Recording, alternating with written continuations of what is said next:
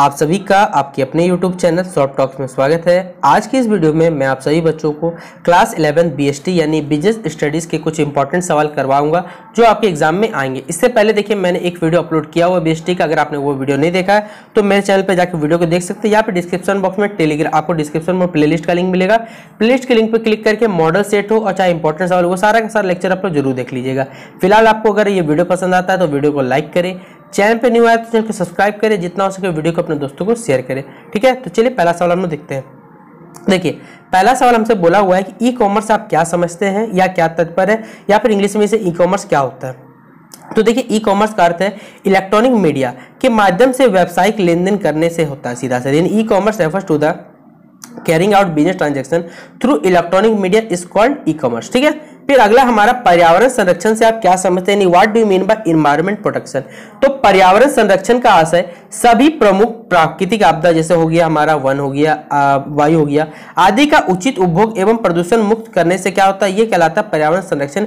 या फिर आप लिख सकते हैं कि हमारे पर्यावरण को बचाना क्या कहलाता है, पर्यावरण संरक्षण कहलाता है। ठीक है, फिर इंग्लिश में लिखा हुआ कि environmental protection means proper consumption of all the natural resources like forest, air, etc and keep it free from pollution. ठीक है, फिर अगला हमारा स्वामित्व पूंजी के प्रमुख स्रोत कौन कौन से, तो याद रखिएगा इसके प्रमुख जो स्रोत है वो अंशों के निर्माण से ये पूंजी प्राप्त होती है। यानी लिख सकते हैं the main source of owner capitalship is the capital receive from the issue of share. ठीक है, फिर अगला हमारा जीवन बीमा यानी जिसे आप इंग्लिश में कहते हैं लाइफ इंश्योरेंस। तो क्या होता है लाइफ इंश्योरेंस, देखिए हमें ये बताना है।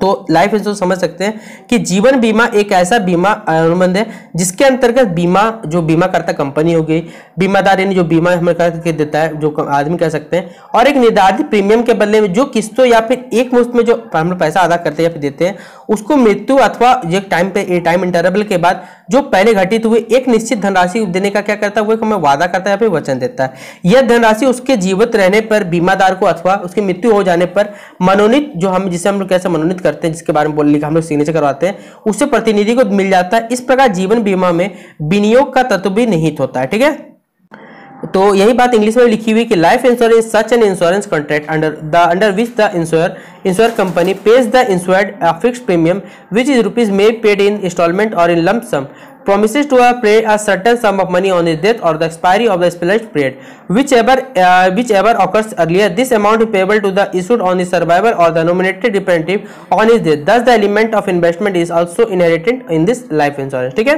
फिर अगला सवाल हमारा विभागीय भंडार से आप क्या समझते हैं, या फिर विभागीय भंडार के उपभोक्ताओं के क्या लाभ होता है। तो यानी what do mean by department store, what are the benefits of department store to customer. ठीक है, तो विभागीय जो भंडार होता है बड़े पैमाने पर फुटकर व्यापारी बिक्री करने का माध्यम होता है। इसके जो परिभाषा एक ऐसी फुटकर संस्था के रूप में दी जाती है जिसमें विभिन्न प्रकार की वस्तुओं को माध्यम से व्यापार करने वाले विभिन्न प्रकार के एक ही छत के नीचे तथा नियंत्रण के अंतर्गत काम आते हैं। इस प्रकार जो विभागीय भंडारण होता है, हमारा तात्पर्य विधि प्रकार की वस्तुओं से निर्माण करने वाला व्यापारी वाले एक ऐसे फुटकर संस्थान से होता है जिसके अंतर्गत कई प्रकार के विभाग होते हैं और प्रत्येक व्यक्ति किसी भी व्यवस्था में व्यापार करता विभागीय भंडार के उपभोक्ता की जो निम्नलिखित लाभ प्राप्त होता है। पहला क्या, खरीदने की सुविधा।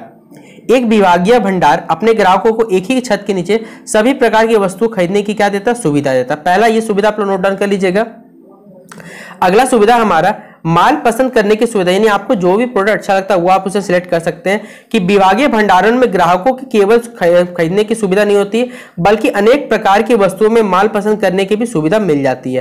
फिर तीसरा हमारा कि ग्राहकों का आकर्षण, विभागीय भंडार अपनी केंद्रीकृत स्थिति, स्वच्छ व्यवस्था, कलाकृत सजावट एवं नम्र व्यवहार से ग्राहकों को आसानी से अपना बना लेता है। विलास प्रिय व्यक्तियों को विभागीय भंडारों से खरीदारी करने से अत्यंत खुशी का अनुभव होता है जिसको मुद्रा में क्या जिन्हें पैसे में माप नहीं सकते। ठगे जाने की संभावना, यह भी बहुत अच्छी संभावना है कि नई विभागीय भंडारों में प्रमाणित और प्रसिद्ध निर्माता वस्तुओं की बिक्री होती है, इसलिए ग्राहकों को वस्तुओं की किस्म के संबंध में ठगे जाने की संभावना भी कम होती है या फिर नहीं होती है। ठीक है, और यही बात इंग्लिश में लिखी हुई है। जो बच्चे इंग्लिश मीडियम में रखे हुए BST को वो इंग्लिश में नोट डाउन कर लीजिएगा। थोड़ा सा बड़ा आंसर है, 5 नंबर का सवाल, इसलिए थोड़ा बड़ा तो आपको लिखना ही पड़ेगा। आप लोग समझ सकते हैं कि 5 नंबर का सवाल कितना जरूरी होता है। तो आप लोग देख लीजिएगा, स्क्रीनशॉट इसको रखना है, स्क्रीनशॉट रख लीजिएगा।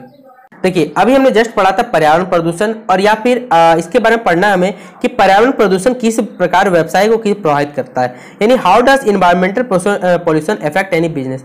तो व्यापार एवं उद्योग पर पर्यावरण प्रदूषण के कुछ निम्नलिखित प्रभाव पड़ते हैं, जैसा उत्पादन तथा उत्पादकता पर कुप्रभाव। पर्यावरण प्रदूषण का उत्पादन तथा उपभोग दोनों पर क्या होता है, प्रतिकूल प्रभाव पड़ता है। जहां एक और उत्पादन की मात्रा में कमी आती है, वहीं पर दूसरे उत्पादन की मात्रा में भी क्या होता है, गिरावट आ जाती है।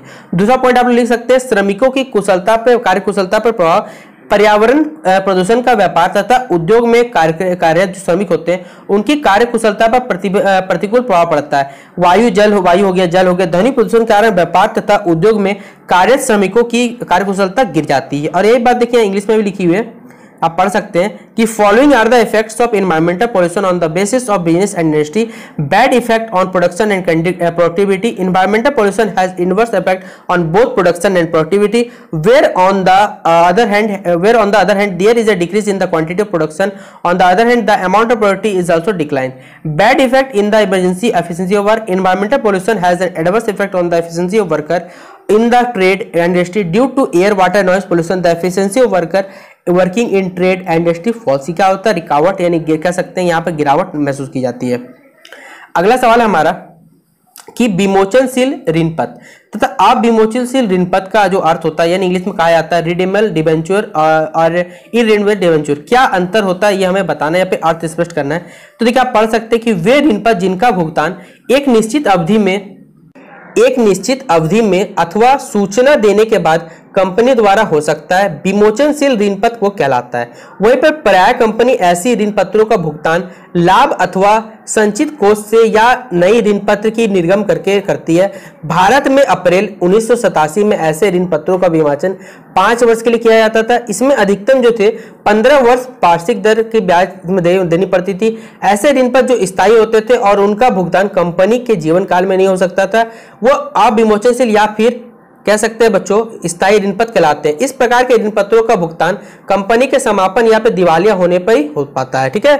और यही बात देखिए इंग्लिश में भी लिखी हुई है कि those debenture which can be paid by the company within a certain period और after giving notice are called redemptive debenture, और often the company pays such debenture either from profit or from accumulated fund by raising issue new debenture in India from April 1987 onwards. Such letters are raised after 5 years.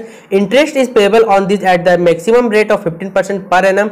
Such debentures which are permanent and which cannot be repaid during the life of the company are called non-redeeming or permanent debenture.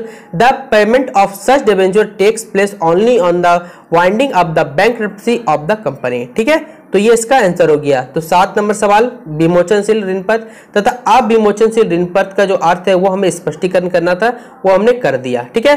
तो आज की इस video यहीं पर समाप्त करते हैं। Total मैंने आपसे बच्चों 7 सवाल करवा दिए। देखिए 7 सवाल करवाने में 7 ही सवाल करवाया जा रहा है, क्योंकि देखिए आपको हिंदी और इंग्लिश दोनों ही लैंग्वेज अपलोड करना पड़ रहा है, इसलिए इंग्लिश हिंदी तो चलिए बनने में देर लगता, इंग्लिश को बनाने में थोड़ा सा समय लगता है, इसलिए आपको थोड़ा कम क्वेश्चन मिल पा रहा है। लेकिन मैं ट्राई करूंगा कि जल्द से जितना ज़्यादा हो सके आपको एक वीडियो में कंप्लीट क्वेश्चन करवा दिया जाए, ठीक है।